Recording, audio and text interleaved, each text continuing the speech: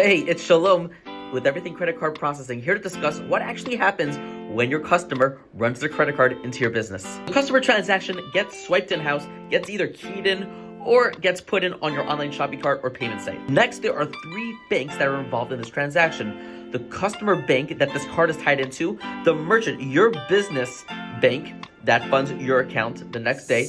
Number 3 is the merchant service, that merchant bank that's actually funding that transaction. That's right, the customer credit card, and your business bank is talking to a third bank, that merchant bank, which is actually going to be funding that transaction.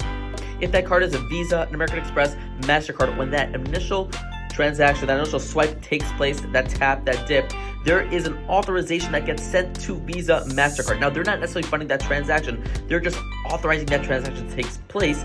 Now, the merchant bank, once that authorization is given, will now fund the transaction to the merchant. That can happen either same day in certain circumstances or many times next day. Certain times it does take an extra day or two depending on how that merchant is set up with their merchant bank and the size of that transaction. On our next video, we're going to discuss why you, the merchant, are getting hit with the bill of running that credit card transaction. That includes that percentage and that authorization charge when that card is initially run. If you or somebody else are in sales, they might appreciate my other channel, Everything Cold Calling, where I cold call businesses during the day about the subject of credit card processing.